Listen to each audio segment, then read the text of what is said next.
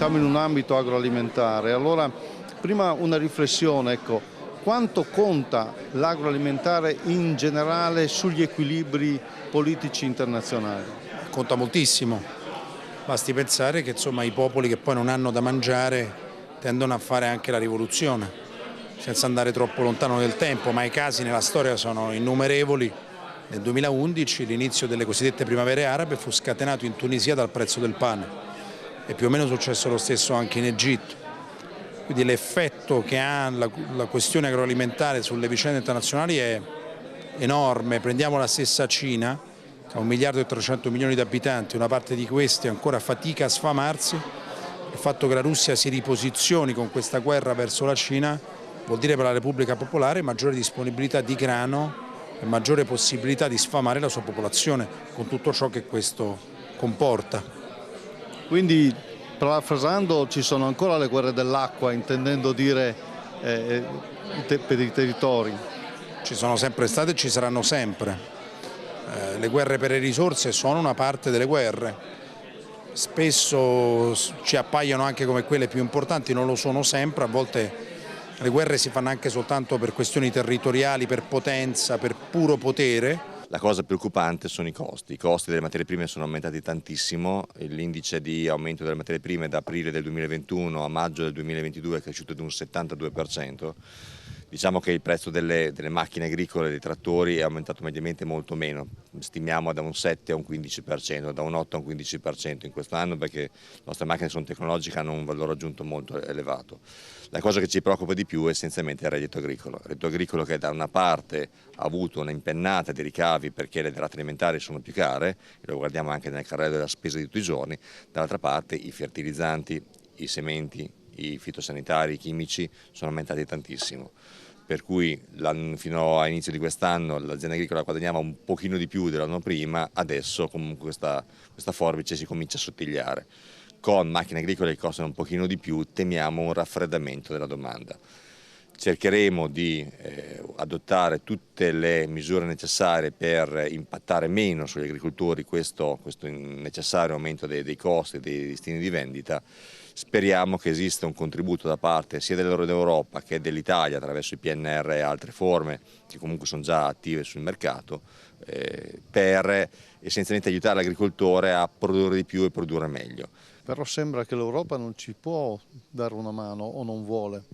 Oggi abbiamo avuto un bellissimo intervento di una persona molto autorevole in Europa che è l'onorevole Paolo De Castro. Secondo me c'è l'idea di accompagnare il mondo degli agricoltori verso questo cammino. Hanno cominciato a mettere in pratica il farm to fork con la riduzione dei fitofarmaci di un 50-55%, con qualche polemica, e questo si può fare con qualche difficoltà tecnica, ma sicuramente le nostre macchine riescono a sopportare e avere la tecnologia per abbassare l'utilizzo di questi chimici. Certo che sono macchine più costose di quelle che sono macchine di 10 anni fa, per cui noi abbiamo bisogno di un aiuto a far sì che l'agricoltore compri queste macchine e rottami quelle vecchie, e questo non è facile. Non ci sono segni evidenti di una recessione, ci sono due incognite.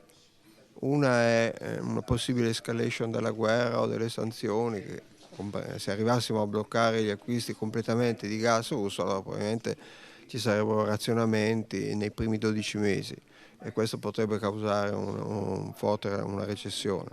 L'altra incertezza riguarda la gestione delle politiche monetarie. I tassi di interesse devono aumentare in Europa, bisogna sperare che ci sia uno scudo anti-spread per evitare che i tassi di interesse italiani aumentino troppo. Tornano delle collettive estere molto importanti dei paesi che fino allo scorso anno non potevano viaggiare, quindi avremo anche una EIMA di nuovo estremamente internazionalizzata.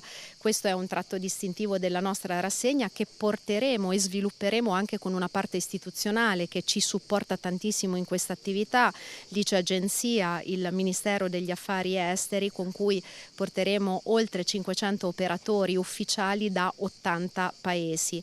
Non soltanto, sono tante le novità di questa edizione dal punto di vista dei contenuti, di un linguaggio ulteriore per richiamare un grande pubblico tante lingue e anche parla a tante persone, vedasi giovani, che noi vogliamo sempre di più agganciare. Infatti avremo un Agri-Influencer Day a livello europeo, ma non solo, nuovi spazi per il salone digital, una grande sottolineatura per l'importanza dell'acqua, quindi tutti i sistemi irrigui, e dei nostri saloni di specializzazione che parlano di garden, di giardinaggio, di componentistica e di tutti i settori di cui si compone EIMA. Quindi ricordiamo data e sede? Dal 9 al 13 di novembre nel quartiere fieristico di Bologna.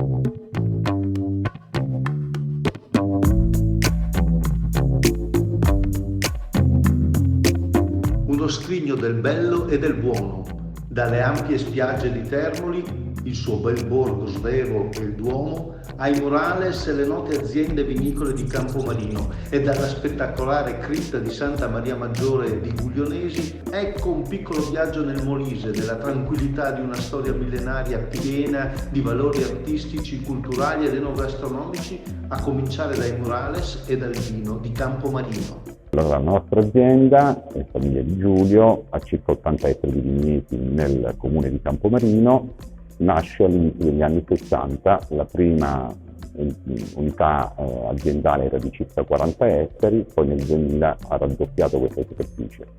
L'ideatore e costruttore di questa azienda è stato nostro padre, Figlio Di Giulio, e oggi io e mio fratello ci occupiamo di tutto quello che ovviamente un'azienda vitivinicola ha bisogno. Per quanto riguarda i vitigni in produzione, rappresentiamo un po' l'enologia, la viticoltura enologica del nostro centro Italia, quindi Montepulciano e Trebbiano per alcuni vitigni, poi a fianco a questo Greco, Falanghina, Aglianico, Moscato, Malvasia, Sangiovese, Chardonnay.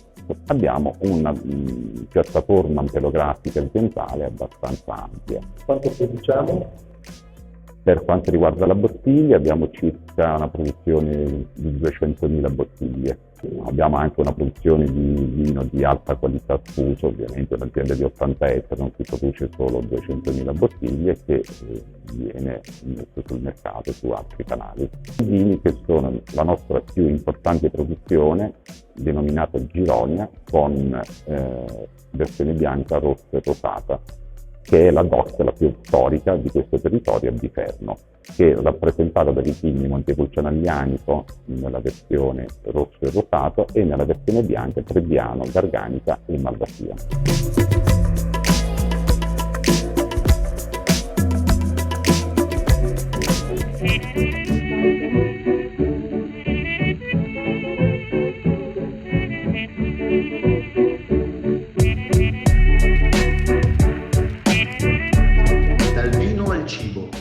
Termoli, col suo castello voluto da Federico II, il suo borgo Svevo costruito su una trama di vicoli perfetti per l'accoglienza di un albergo diffuso e di ristoranti tipici. Qui, dove la pesca è una tradizione antica che si fa cultura e poi cucina, famoso il brodetto di Termoli. La caratteristica del nostro ristorante è che manteniamo fede alle nostre tradizioni marinare. Riportiamo in maniera molto pedissequa tutti i nostri piatti della storicità termolese, in particolare il brodetto. Il brodetto è un piatto tipico di Termoli, come ben vedete viene cucinato tutto in tegami di terracotta, c'è una base di olio, sale e pelato, e la caratteristica del profumo del nostro brodetto è il peperone verde. C'è una fase iniziale di inserimento dei pesci nostrani dell'Adriatico, pesci di piccolo taglio, dalla triglia, dal merluzzo, dalla razza, e quindi una caratteristica proprio del prodotto, che poi va aggiunto un po' di spaghettino tritato di fianco e si condisce questo spaghettino tritato con questo brodo di pesce che lo rende unico, e un piatto che farebbe da primo secondo. Come ben vedete abbiamo uno staff di alto livello, tutte cuoche che lavorano da noi da tantissimi anni e mantengono fede tutte le nostre ricette storiche della nostra città, Termoli.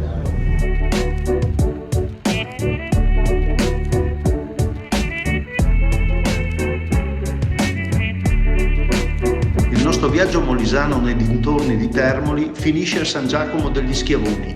Nella sua chiesa suona ancora un organo del Settecento. Qui non può mancare un assaggio ai salumi della macelleria Berchicchi, specie della ventricina e del cazzotto. Dal mare ai monti, pochi chilometri, ed ecco Guglionesi, col suo olio e il suo caciocavallo e le sue chiese. La spettacolare cripta di Santa Maria Maggiore è una delle mete assolutamente irrinunciabili, tanto incredibile quanto emozionante. 4 comuni in provincia di Campobasso, un viaggio di 1000 anni e più, da Federico II ai giorni nostri. Un saluto dal mare a questa bellezza di un'Italia per niente minore.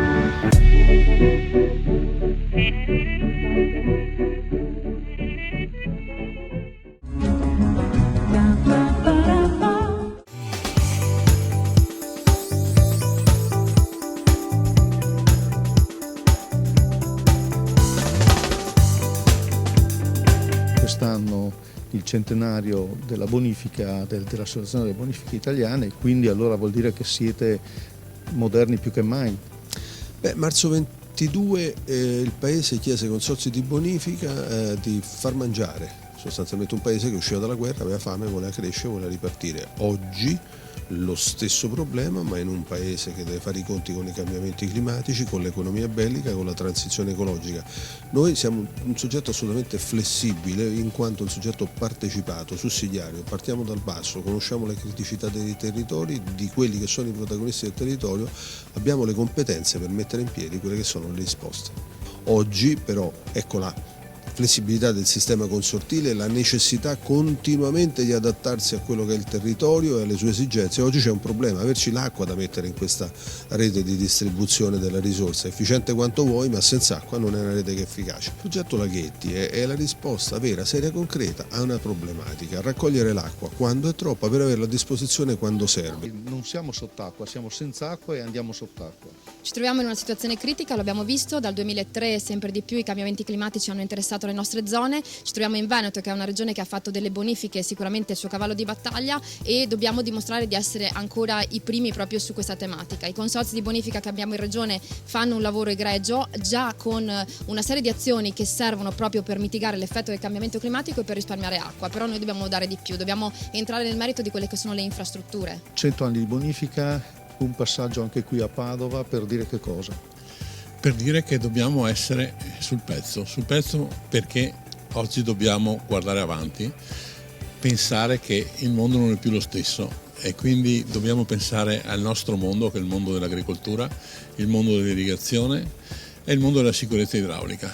Oggi stiamo gettando le basi per un futuro, parlando di nuovi bacini di laminazione, nuovi bacini multiobiettivo per conservare l'acqua da dare all'agricoltura. Il deflusso ecologico praticamente impone che non si possa prelevare l'acqua dei fiumi nel momento in cui nei fiumi ce n'è poca. Però è una norma europea che non ha tenuto conto delle diversità fisiologiche dei fiumi italiani. Non possiamo certo paragonare il deflusso ecologico, cioè l'acqua che scorre sul fiume Piave, che per 3/4 scorre sotto la ghiaia, a quella della Senna o del Danubio, il famoso Danubio blu, o del Tamigi. La Comunità Europea ci imponeva dal 1° gennaio di quest'anno, 2022, di non prendere più acqua nei momenti di siccità. Questo è un gravissimo danno per la nostra agricoltura.